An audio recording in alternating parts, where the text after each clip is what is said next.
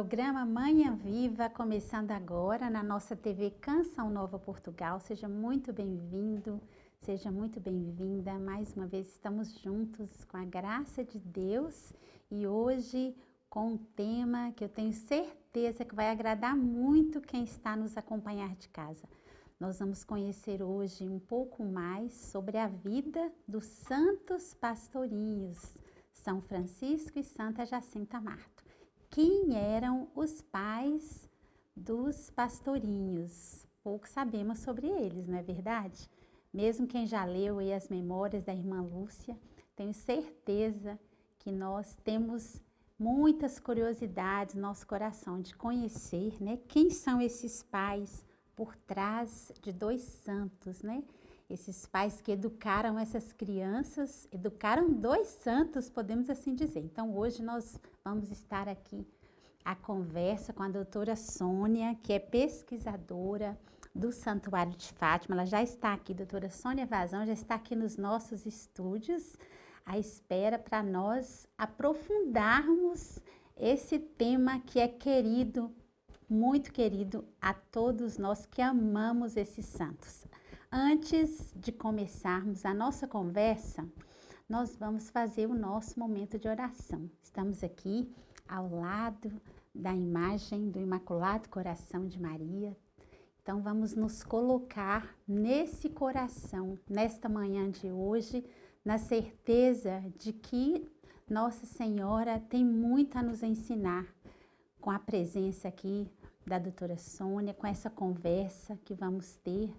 Muito nós vamos aprender e assim nós nos colocamos no coração imaculado de Nossa Senhora. Nós cá no estúdio colocamos também a Si que está em casa a acompanhar e nós vamos rezar uma oração que é a oração conclusiva da ladainha dos santos Francisco e Jacinta Marto. Então vamos rezar?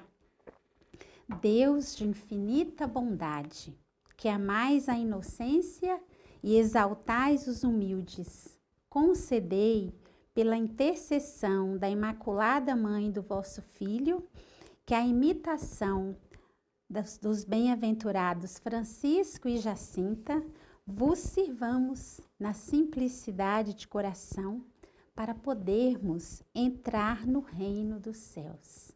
Por nosso Senhor Jesus Cristo, vosso Filho, que é Deus convosco, na unidade do Espírito Santo.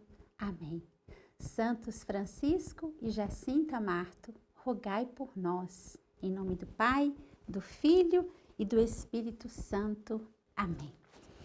Nós vamos agora acompanhar uma peça feita pela nossa equipe de jornalismo por ocasião do centenário da morte de Santa Jacinta Marto.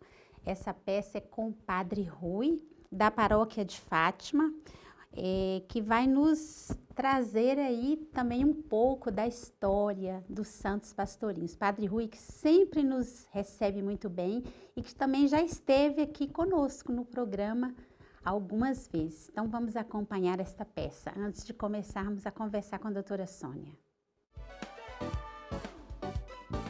Da aldeia de Aljustrel até a igreja paroquial, um percurso de aproximadamente 1,5 km que os pastorinhos faziam a pé, sempre aos domingos e festas. A oração e catequese estavam presentes em suas vidas e na paróquia encontravam-se com Jesus escondido na Eucaristia.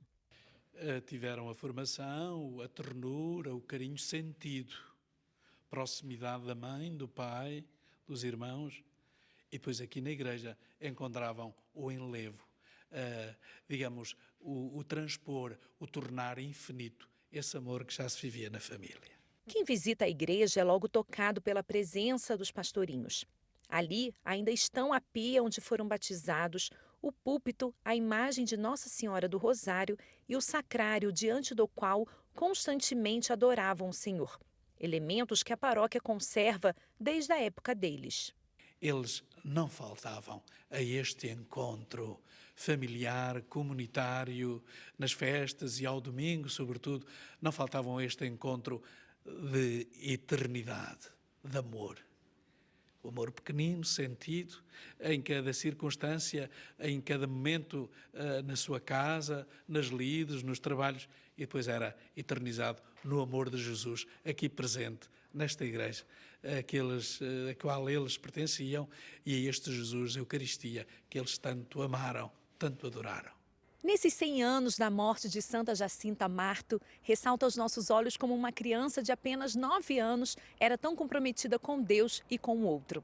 Ainda em vida, as suas orações alcançaram milagres, como a cura de um senhor que soluçava continuamente há mais de 3 anos e a conversão de um rapaz que sozinho, perdido numa noite, se pôs a rezar e afirmou que Jacinta lhe tinha aparecido. Contudo, Jacinta relatou que não esteve com ele, mas que apenas rezou muito pelo rapaz. Era uma infância simples, no trabalho, no convívio familiar e com amigos, de muita alegria e brincadeiras. As aparições de Nossa Senhora mais ainda os fizeram buscar a santidade e uma vida de oração pela paz, pelos pecadores e pelo Papa. Em suas memórias, Lúcia testemunha as virtudes de Francisco e Jacinta e como as pessoas se sentiam atraídas para estarem perto deles, inclusive quando estavam doentes.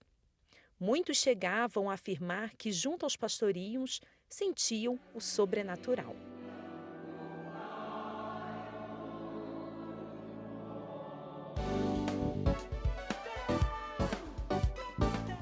Então, eu já quero acolher a nossa convidada do programa de hoje, que é a doutora Sônia Vazão, é investigadora no Departamento de Estudos do Santuário de Fátima. Muito obrigada, doutora, pela sua presença aqui. O prazer é todo meu. Muito obrigada pelo convite. Muito bem-vinda, é uma alegria para nós conhecer mais desses santos que são tão queridos, né? Estou vendo aqui um breve currículo da doutora, que é licenciada em História, variante de História da Arte, pela Faculdade de Letras da Universidade de Coimbra e doutoranda em Estudos Globais da Universidade Aberta. Então, doutora, quando é que a senhora começa a se interessar, né, pelos santos pastorinhos, pela vida deles? Obviamente que já tinha interesse enquanto crente, porque frequentava o Santuário de Fátima, mas efetivamente, a partir do momento em que frequentei a faculdade, comecei a despertar o interesse por um outro olhar, o olhar da história, por comportamentos humanos e por aquilo que é os acontecimentos mais importantes da história humana. Evidente, depois, quando comecei a trabalhar no Santuário de Fátima, essas figuras já não tinham o olhar de uma crente, mas também o olhar de uma historiadora. E, portanto, obviamente, que procurei conhecer e aprofundar o conhecimento sobre estas duas figuras tão importantes para aquilo que é a história e a mensagem de Fátima. Sim. E os pais dos santos pastorinhos, doutora? Quem eram os pais? Eram moradores numa comunidade rural, em Aljustrel, num Portugal muito rural, em que a maioria da população ainda se dedicava a uma agricultura de quase subsistência familiar, portanto, com a força braçal ainda a ser e animal a principal força que ajudava no cultivo e que permitia o cultivo das propriedades e, portanto, uma família profundamente católica e que trazia o catolicismo para aquilo que era o seu cotidiano. Sim, doutora, e os pais, nós sabemos pouco, né? Assim, até as memórias da irmã Lúcia, ela narra muito assim da vida, mas detalhes, é muito importante essa preservação da história, né? Esse conhecimento da história também para a gente entender, não é isso, doutora? Sem dúvida, e para que nós possamos conhecer e compreender um fenómeno tão complexo e diversificado como é o de Fátima, as fontes são fundamentais para isso. Nós podemos olhar para Fátima da perspectiva da pastoral, da teologia, da história, da antropologia, da sociologia, mas para que possamos ter a compreensão efetiva do fenómeno, as fontes são fundamentais, nomeadamente as fontes arquivísticas que nos permitem uma multiplicidade de informações, quer daqueles que creem no fenómeno, quer daqueles que não creem, que no fundo nos permite aproximar daquilo que é a verdade do que foi realmente Fátima. Sim. E do que é. Sim, eu gostaria que a doutora falasse um pouco para nós, para quem está em casa também, né? Em que contexto histórico, social, assim, até econômico também, né, e familiar nasceram essas duas crianças santas. Sim, que a Igreja mais tarde veio a considerar como santas. De facto, foi um período de grande mudança no território nacional. Em 1910, no dia 5 de outubro, implantou-se em Portugal um regime republicano. Portanto, destituiu-se a monarquia, que tinha a particularidade de ser profundamente anticlerical e que daí, obviamente, entrava em tensão ou confronto, muitas vezes, com a Igreja enquanto instituição e muitas vezes até com os próprios crentes. E, portanto, é neste contexto que, de facto, os pastorinhos nascem e que, no fundo, acabam por viver e também no momento em que as aparições acabam por acontecer. E, portanto, como eu referi, é de facto uma comunidade rural, de um Portugal ainda profundamente católico, e que muitas vezes está em tensão com aquilo que é o governo e com a legislação que o governo emanava e que muitas vezes condicionava a plena vivência da fé. E, portanto, é nesse contexto que, de facto, aquelas 3 crianças, Francisco, a Jacinta e também a Lúcia, afirmam, a determinada altura, em 1917, que viram a Virgem Maria.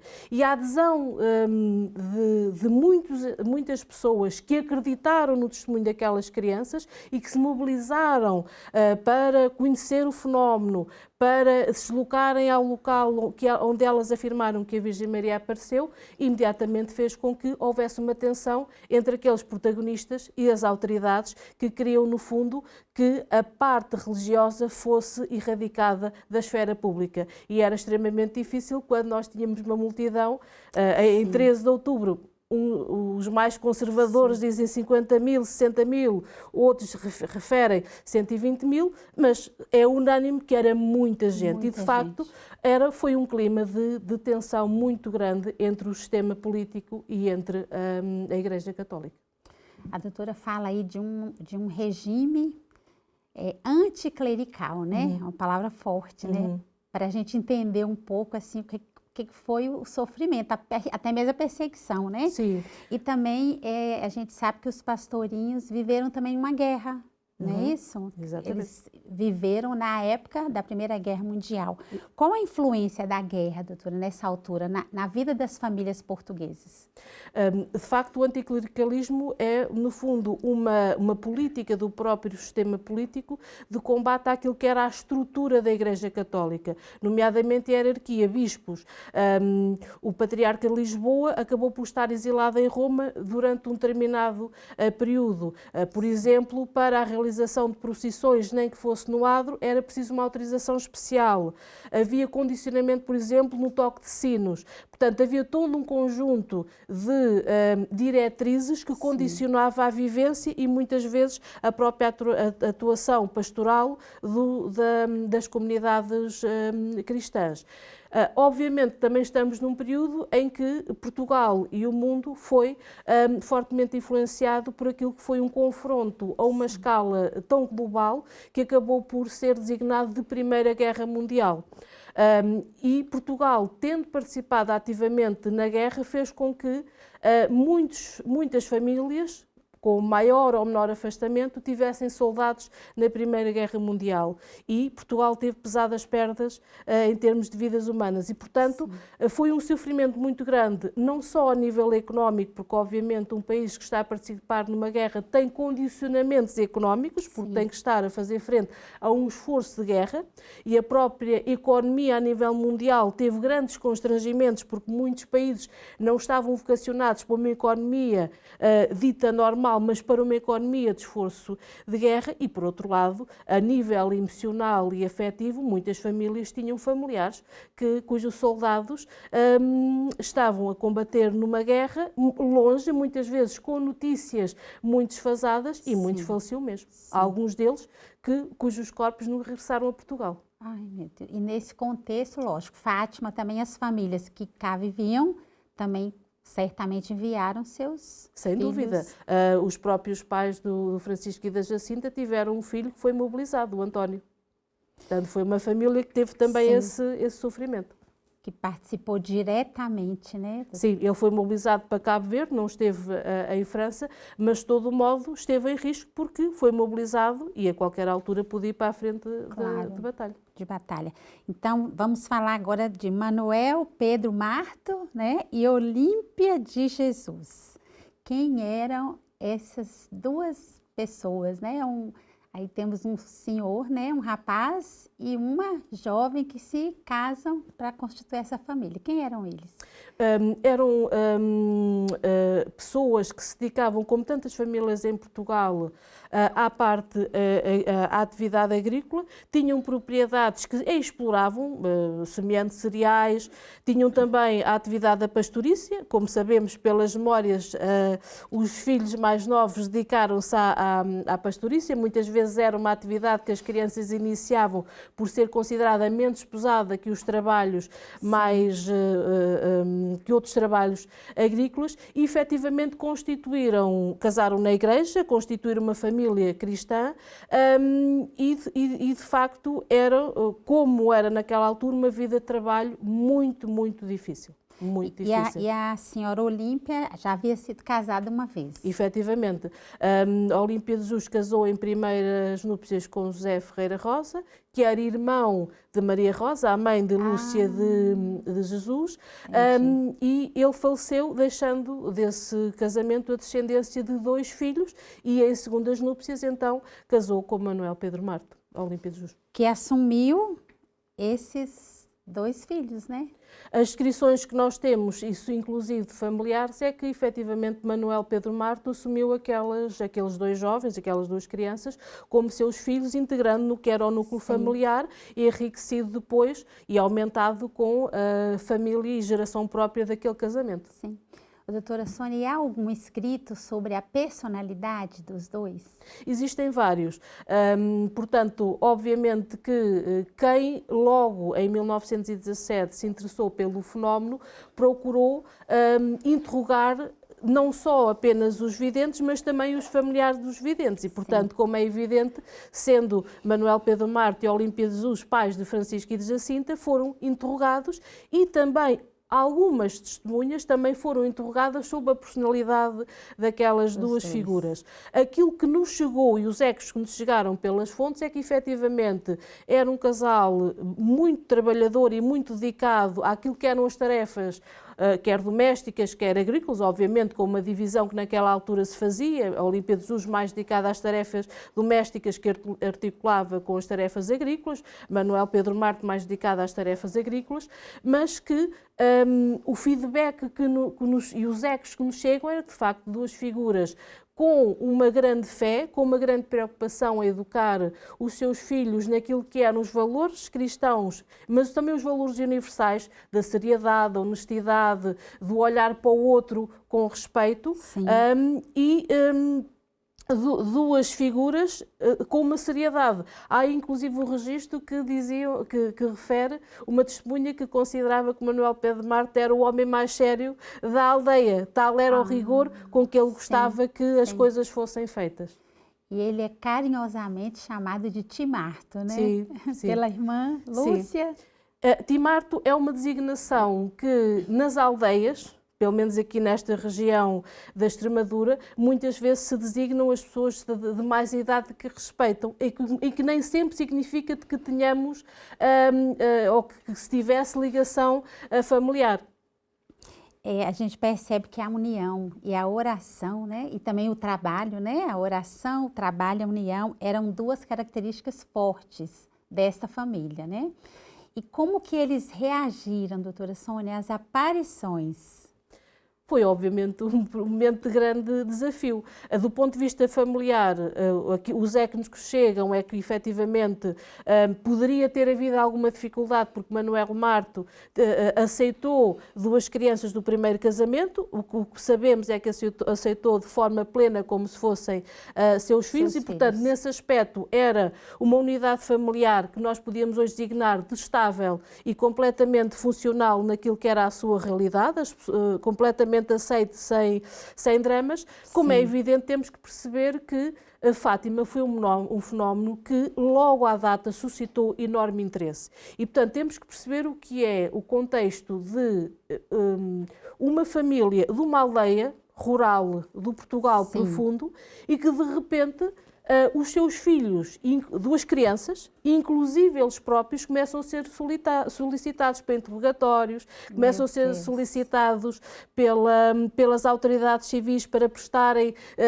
testemunho, para os interrogados o próprio padre abordava aquele casal sobre aquele assunto e, portanto, aliás, a vida deste casal foi muitas vezes abrir a porta de sua casa para que as pessoas conhecessem a casa dos pastorinhos e, portanto, de facto, houve uma mudança significativa e desafiante. Desafiante. E certamente eles orientavam também os filhos, né, que eram muito crianças, né, doutora Sônia? Que orientações eles davam assim para os filhos? Eu acho que a principal orientação tinha que ver com um valor que quer a tia Olímpia, quer o Manuel Pedro Marto, ou Ti Marto, como era designado, tinham, que era de facto a verdade. E, portanto, essa questão de serem verdadeiros, e esse era o caminho para conseguirem resolver os desafios, porque, efetivamente, aquele casal acreditava naquilo que aquelas crianças diziam. O que é absolutamente extraordinário, um casal admitir ou colocar como possibilidade que duas crianças tivessem visto a Virgem Maria. E por isso, aquilo que eu acho que era o principal valor era o valor da verdade. E desde que eles dissessem a verdade, não haveria problema. E a gente percebe que eles acompanharam tudo muito de perto. Também abraçaram um sofrimento, né, doutora Sônia? Porque foi um sofrimento para a família inteira, né?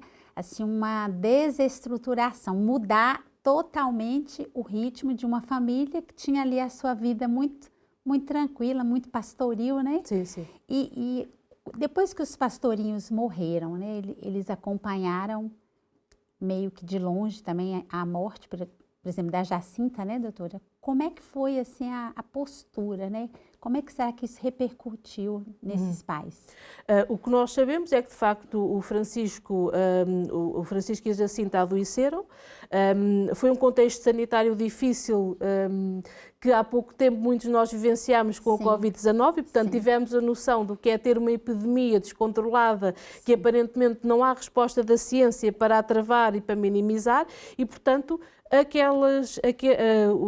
aquelas populações vivenciaram isso porque tivemos uma epidemia da gripe pneumónica. Francisco e Jacinta contraem, depois sofrem consequências dessa mesma doença e é importante nunca nos possamos esquecer. Nós estamos a viver num momento em que não existiam antibióticos. Portanto, o combate a esse tipo de infecções era muito mais difícil. Remédios caseiros? Sim, exatamente, outro tipo de intervenções. E, portanto, aquilo que sabemos é que, efetivamente, Francisco acabou por morrer no dia 4 de abril de 1919, em casa. Era, efetivamente, a prática comum do que era a generalidade das populações. Portanto, as pessoas morriam em casa junto da sua família e, como referiu uma vez o Dr. Mar, que analisou a morte da Jacinta, de facto, a Jacinta acaba por, no fundo, anunciar aquilo que é hoje a morte moderna, que a maioria das pessoas morre no hospital sozinho, sem a família. E foi efetivamente isso que aconteceu com a Jacinta. Porquê? Porque ela sobreviveu ao seu irmão, acabou por ter um tratamento ainda no Hospital de Oreia em agosto, que acabou por não resultar, e aquilo que foi apontado era, como hipótese remota de sobrevivência, era a possibilidade de ter algum tipo de intervenção no Hospital de Dona Estefânia, que era, tal como hoje, um dos principais hospitais para o que é o tratamento pediátrico.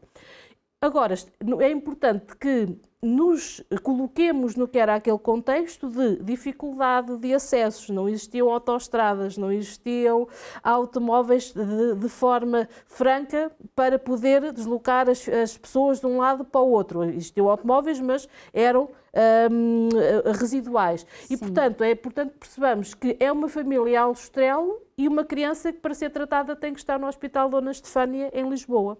Portanto, numa primeira fase, Olímpia de Jesus acompanha a sua filha, e o pai fica em casa. Também temos sempre que olhar para aquilo que foi a atitude daqueles pais que muitas vezes quase que são acusados de terem deixado a Jacinta sozinha. É importante percebamos que Olímpia de Jesus e Manuel Mar tinham outras duas filhas doentes em casa. que acabaram também por isso falecer. A gente não sabe, né, doutora Sônia? Sim, a gente exatamente. desconhecemos esses pequenos detalhes. Florinda e Teresa também estavam doentes e acabaram por falecer também fruto de complicações. Portanto, e além de que temos que sempre perceber que aquilo que hoje nós designamos como lides domésticas, hoje estão muito mais facilitadas com o que são os eletrodomésticos, a máquina de lavar roupa, o micro-ondas, o fogão. Naquela altura, só cozinhar, só o tratar da roupa era uma tarefa extremamente demorada e, portanto, numa casa com um agregado familiar significativo e com 2 filhas doentes também a sofrer da doença. E, de facto, então, numa primeira fase, a mãe acompanha a Jacinta, ela é acolhida pela Madre Godinho, em Lisboa, e a determinada altura, porque há um atraso, ou seja, Jacinta fica ali de janeiro a fevereiro e não é logo internada, a mãe depois acaba por regressar. Infelizmente, foi o que aconteceu, a Jacinta é operada, acaba depois por falecer e naquela altura, de facto, a Jacinta estava sem a sua família. E os pais receberam, obviamente, a notícia com profunda tristeza, porque não a puderam acompanhar. Eu acho que foi um dilema moral muito grande para aquele casal. Porque entre deixar que a filha vá e que fique sozinha, mas que possa ter acesso a ser salva. E a Jacinta é a caçulinha da família, não é isso, doutora? Sim. E, portanto, é um desafio, é um dilema muito grande, que é, ela tem uma possibilidade, porque é o melhor hospital pediátrico que existe em Portugal, ou então fica, e aquilo que já tinha ouvido do médico do Hospital de Orem é que não havia nada a fazer. Portanto, de facto, foi um dilema muito forte para aquela família. Doutora Sônia, estou impactada com a história e tenho certeza que quem está em casa também está aí conhecendo esses detalhes. Olha, um casal que perde 4 filhos, né? Perdeu 4 filhos na gripe espanhola. Então, nós vamos continuar essa conversa daqui um pouquinho. Vamos para um breve intervalo e já voltamos para conversar aqui com a doutora Sônia sobre este casal, pais de 2 santos.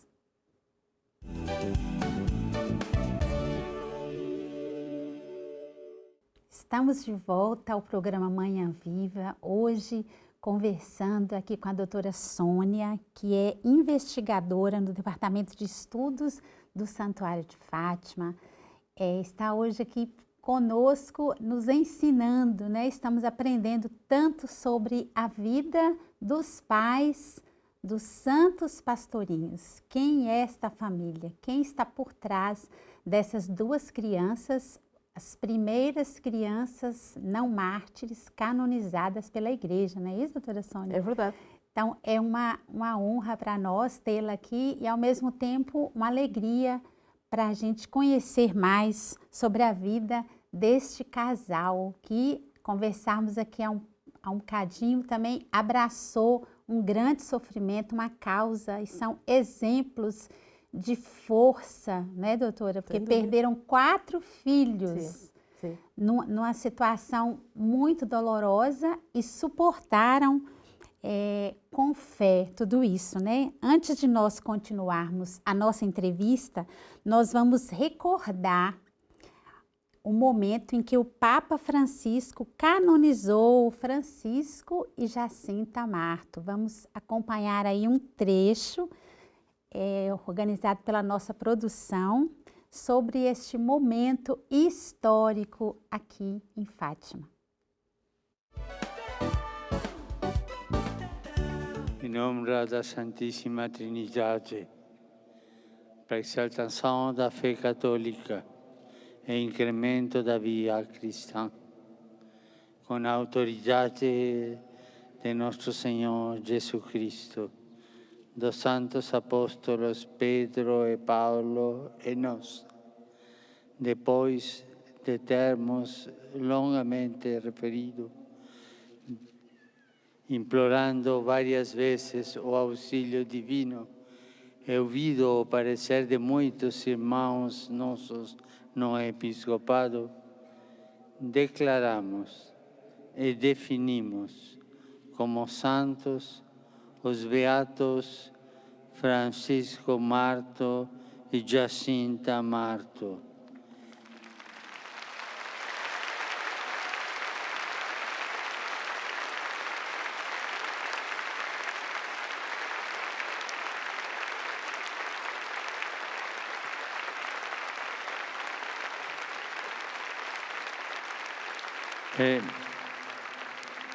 E inscrevémoslos no catálogo dos santos, estabelecendo que em toda a Igreja sejam devotamente honrados entre os santos, em nome do Pai, e do Filho, e do Espírito Santo.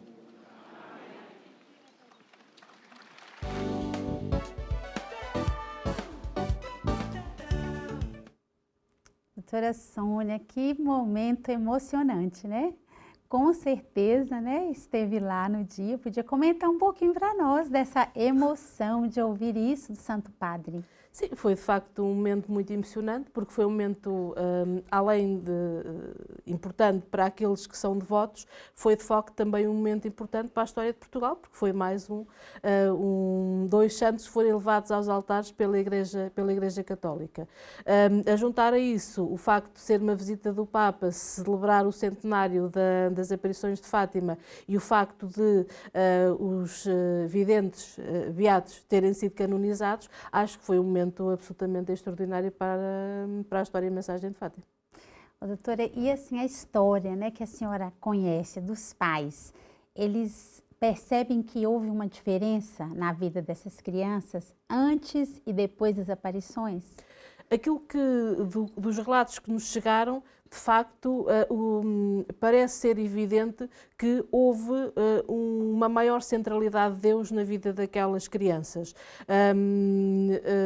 Há um relato em que a própria Jacinta incita a mãe a rezar todos os dias o terço. E ela até alega, mas nós não costumamos fazer isso, mas foi o pedido que a Virgem Maria fez. E, portanto, esta questão de integrar o que é a oração no cotidiano, de facto, e sobretudo essa transformação de incentivarem também a família a adotar essa prática da oração, eu acho que é talvez uma das mudanças mais significativas que aquelas crianças tiveram. Sim. E acompanhando um pouco, conhecendo um pouco das memórias, a gente percebe que havia uma postura muito diferenciada dos pais da Jacinta e do Francisco e dos pais da Lúcia, né? A doutora poderia falar para nós por que Timarto ele não leva os filhos ao interrogatório a primeira vez? A principal justificação é que ele olha para aquelas crianças como, embora acreditando nelas, ele entende que elas não devem ser responsabilizadas como um adulto e, portanto, que deve ser ele que deve estar junto do administrador. E, portanto, no fundo, como uma forma de proteção. A família de Lúcia tem outro entendimento. Sim. É porque ela é mais velha ou porque entendiam que, de facto, se ela dizia aquilo, devia assumir o que dizia.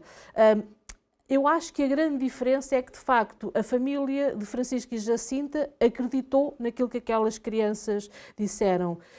E a família de Lúcia, sobretudo a mãe, tinha, de facto, uma convicção muito pessoal de Sim. que mentir era algo do mais profundamente de errado. E ela, efetivamente, tinha dúvidas que aquilo que estava a ser referido pela filha fosse verdade, logo abria a possibilidade dela estar a mentir. E isso para ela era de facto uma questão interna muito complexa para a mãe da Lúcia. Era a Sim. possibilidade de ela poder estar a mentir. Sim. A gente percebe que o Timarto e a tia Olímpia, né, uma proteção, porque eram muito pequenos mesmo as crianças, né? E há relatos, doutora Sônia, de como eles ficaram quando os filhos estiveram presos? Foi um momento de grande aflição, porque efetivamente a pressão e as solicitações eram anteriores. Logo no dia 11, ambas as famílias com as respectivas crianças tinham sido intimadas para estar na presença do administrador. Como sabemos, o pai de Lúcia, António, leva a sua filha, o Manuel Pedro Marto resolve ir sozinho. E temos sempre que perceber que esta intervenção do administrador está relacionado com aquele clima político de tensão que existia entre a Igreja e entre o poder político. Porque hoje Sim. era impensável na atualidade se alguém referir que viu algum tipo de sobrenaturalidade que as autoridades intervenham e venham interrogar se aquele fenómeno é verdade ou não, se aquela pessoa está a mentir ou não, a não ser que resvale para aquilo que é uma burla de extorsão de dinheiro, o que não era todo aquele caso e, portanto, efetivamente, para aqueles pais foi um período de grande dificuldade.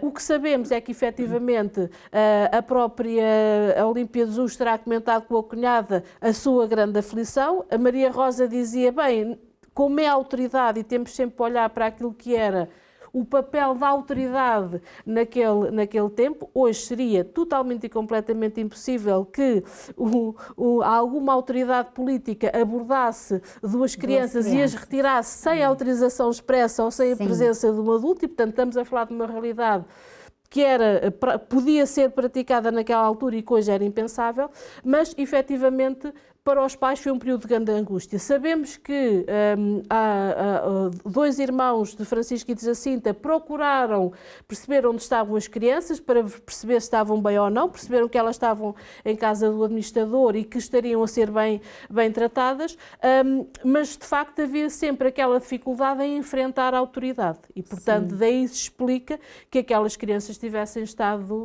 ausentes aquele tempo, mas foi um período de muita dificuldade para aquele casal. Imagino. E como que eles viviam o catolicismo? Aquela família vivia, doutora?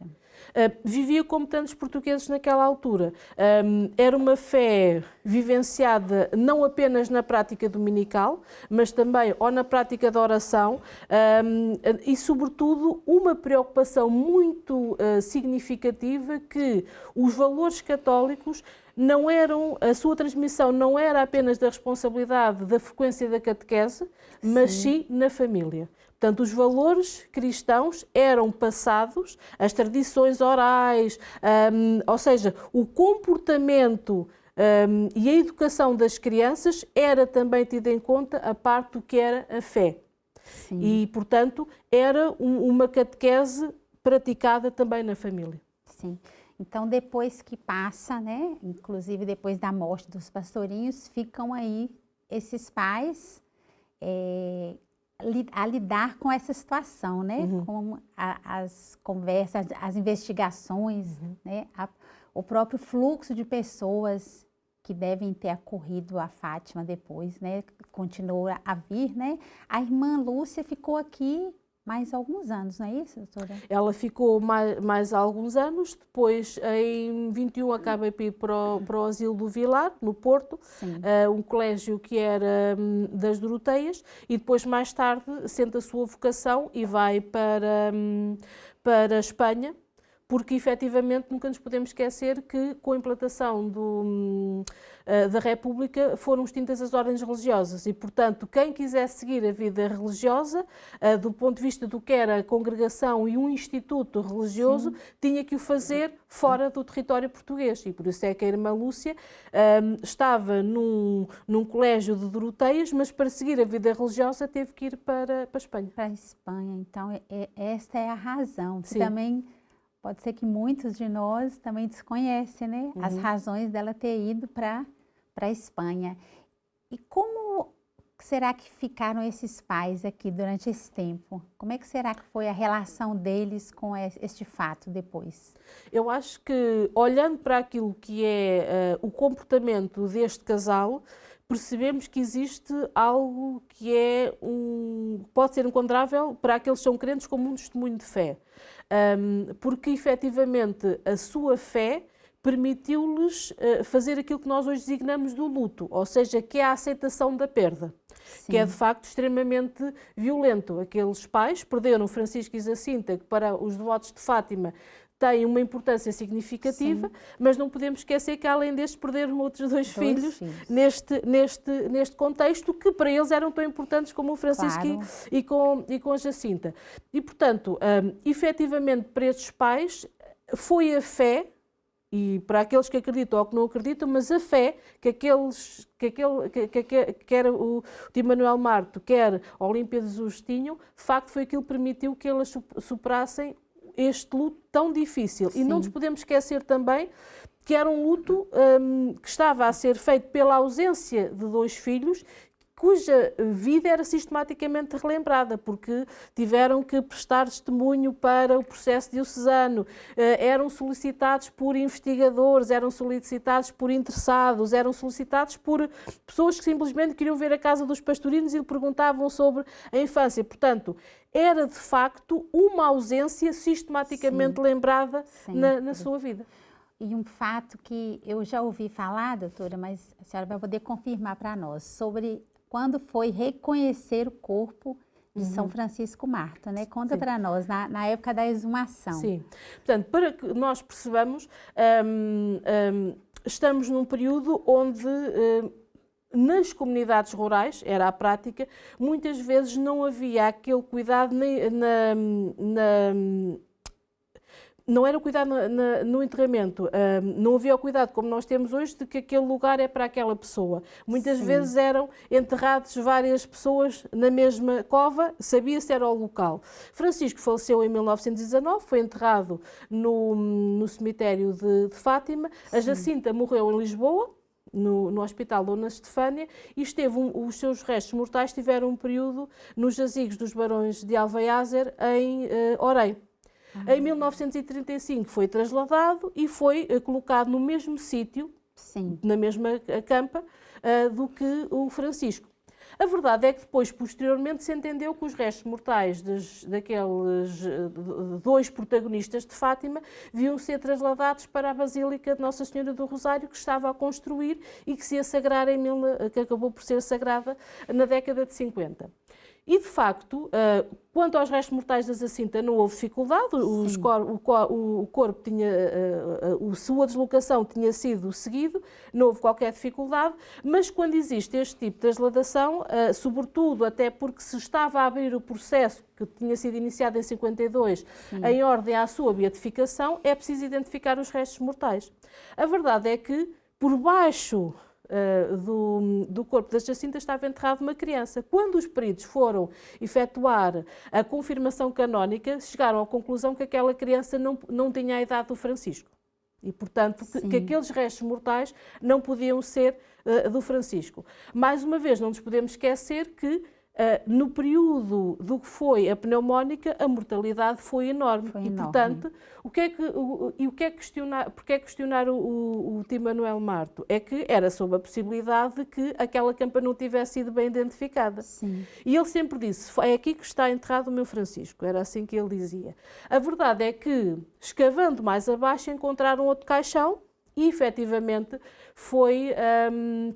os restos mortais foram identificados por um terço que tinha sido colocado no caixão do Francisco e, portanto, só aí também se vê, de facto, a coragem daquele pai que está a ver os restos mortais do seu filho e que o identifica.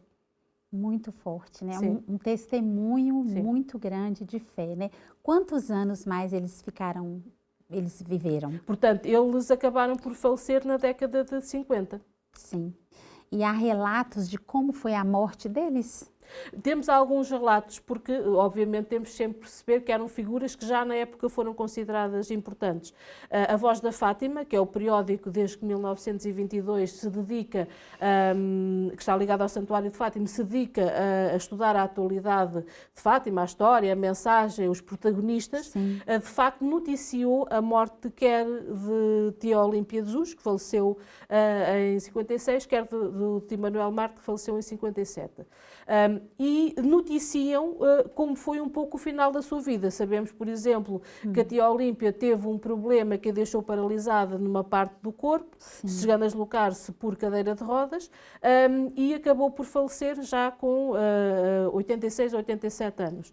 A tia Manuel Marto também faleceu com 80 e percebemos que teve também de um período acamado. Sim. Pronto.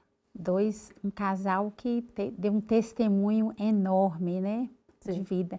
De que forma a doutora Sônia vê assim, que esse casal é referência, né? Um testemunho de fé para hoje, para nós hoje? Para aqueles que são crentes, obviamente estamos a falar para esse universo, enquanto historiadora, olha aquelas figuras e o papel e a relação que eles tiveram com Francisco e Jacinta, que são os principais protagonistas dos maiores acontecimentos do que é o catolicismo contemporâneo. Para os devotos, olham para aquele casal como um testemunho, como alguém que deu um testemunho de fé muito forte, porque mesmo perdendo 4 filhos, mantiveram a sua fé e aceitaram que o que aconteceu foi uma casualidade que teve que acontecer, não foi Deus que castigou, foi o percurso normal da vida. E ao aceitarem de facto essa perda e essa ausência, não é? Porque são pais que têm que ser confrontados com a ausência de 4 filhos, o testemunho que deram foi de mesmo assim terem uma fé extremamente forte. Sim.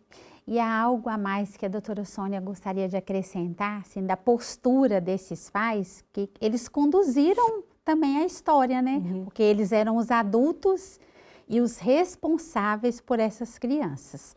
Eles acabaram por ser também depois testemunhas daquilo que foram a vivência daquelas 2 crianças. Se nós olharmos, por exemplo, o que é os livros de Fernando Leite, foi um homem que estudou a biografia de Francisco e Jacinta. Se olharmos para aquilo que escreveu o padre Demarque com Uma Senhora Mais Brilhante do que o Sol, percebemos que aquelas figuras, sobretudo o Timarte, acabaram, e também a Olímpia de Jesus, por ser testemunhas do que foram as vivências daquelas 2 figuras. De facto, a parte que eu acho que acaba também por mostrar muito, um episódio que acaba por mostrar muito o que são aquelas 2 figuras, é quando Lúcia de Jesus, já com muita ausência do que era a Cova da Iria, veio em 1946 à Cova da Iria, aos Valinhos, acabou por identificar o local das aparições do anjo e também por identificar o local da aparição de Agosto, que aconteceu nos Valinhos. E encontrou os seus tios. Eu acho que,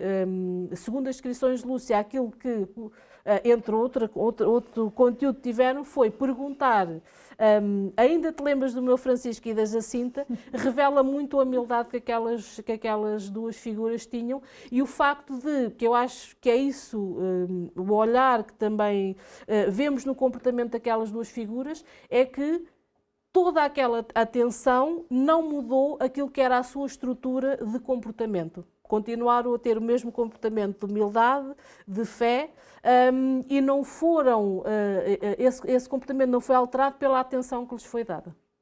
Doutora, é tão bom ouvir também a sua versão como historiadora, né? Não é só crente, né? Além de ser crente, investiga a história, né? E a gente vê que Fátima é para os crentes e também para os não crentes. Nós sabemos que vem muitas pessoas aqui que não têm fé, não professam a nossa fé, mas que se interessam, né, pela história que marcou assim, a história da humanidade, né? E por que a doutora acha que Fátima continua tão atual? Obviamente temos que sempre perceber que Fátima é um fenómeno que se difundiu pelo globo inteiro. Existem imagens e capelas de Fátima em todos os continentes e, portanto, como acontecimento tão relevante, é normal que o olhar, quem olhe para este fenómeno, sejam os crentes ou sejam os não crentes. O historiador o que olha é o comportamento humano e as reações que o fenómeno suscita. Porquê é que Fátima continua a ser importante? Primeiro, porque para os não crentes continua a ser um local que suscita interesse, de facto, pela fé que se lá vive. Uns, obviamente, criticando o facto dessa adesão ao fenómeno, que entendem que é uma construção e invenção da Igreja. Outros não têm essa postura crítica e simplesmente querem perceber o local que, no fundo, chama tanta gente e que conflui tanta gente. E porque é que Fátima continua atual, por exemplo, para os crentes? É porque, efetivamente, a sua mensagem continua atual. Não querendo simplificar em demasia, os conteúdos essenciais da mensagem de Fátima é, de facto, uma mensagem de paz. Sim.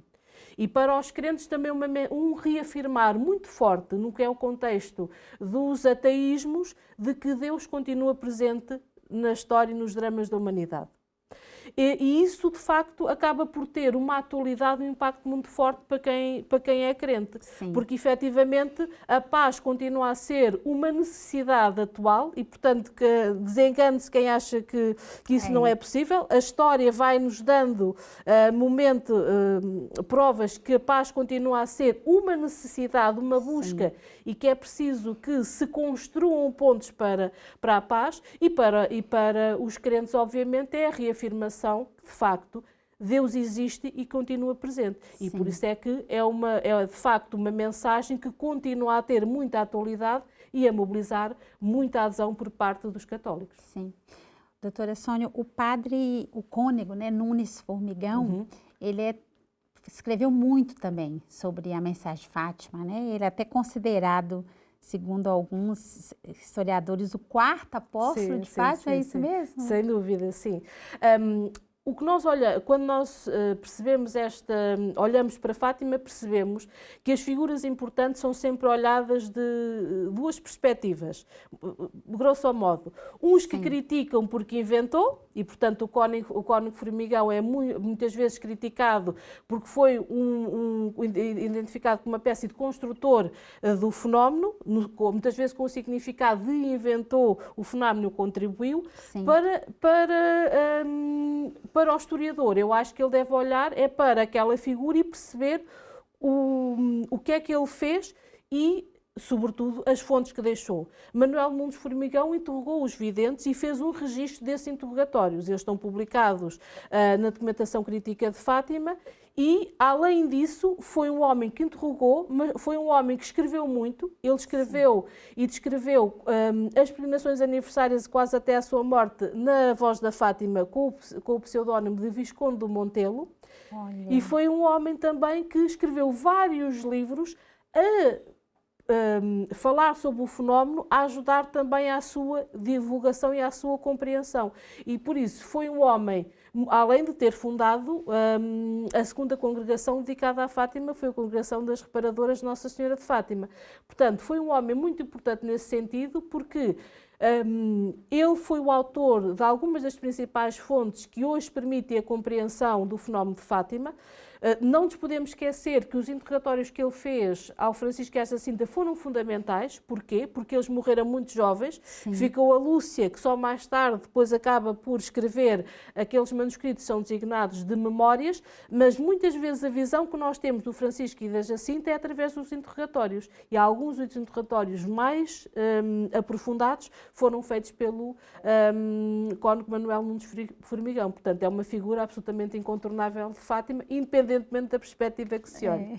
Realmente o quarto apóstolo de Fátima, foi né? Muito importante, sim. Doutora Sônia, nós estamos chegando ao final do nosso programa, mas queremos agradecer a sua presença, a sua participação, essa riqueza de detalhes e de história, né, que a senhora trouxe para nós. Queria que a senhora deixasse a sua mensagem final para quem está nos acompanhando. Sim. Eu acho que, de facto, Fátima é um fenómeno extremamente poliédrico, com várias perspectivas, e o que eu acho que é importante é que é um fenómeno que deve ser olhado pelos crentes e pelos não crentes. E, portanto, sobretudo em ordem à sua compreensão. Eu acho que o que é importante, de facto, é que se estuda o fenómeno para a sua compreensão. E depois, obviamente, a reação que cada um tem ao fenómeno já depende daquilo que é a fé que se tem ou não tem. Muito bem, obrigada, doutora.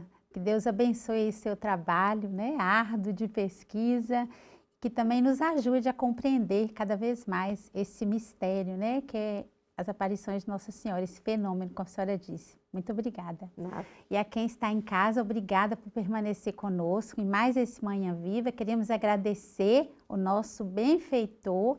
Graças à sua contribuição é que esse programa vai ao ar. Deus abençoe e lembrando que esse programa está gravado no nosso YouTube da Canção Nova Portugal. Lá uma playlist do Manhã Viva, você pode acessar quantas vezes quiser e também enviar esse programa para alguém.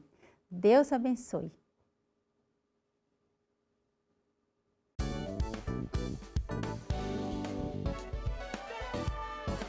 Se gostou deste programa, clique aqui na nossa playlist aqui em baixo para ver outros episódios. Se ainda não subscreveu o nosso canal do YouTube, faça-o já clicando neste botão aqui do lado e será logo o primeiro a saber todas as novidades.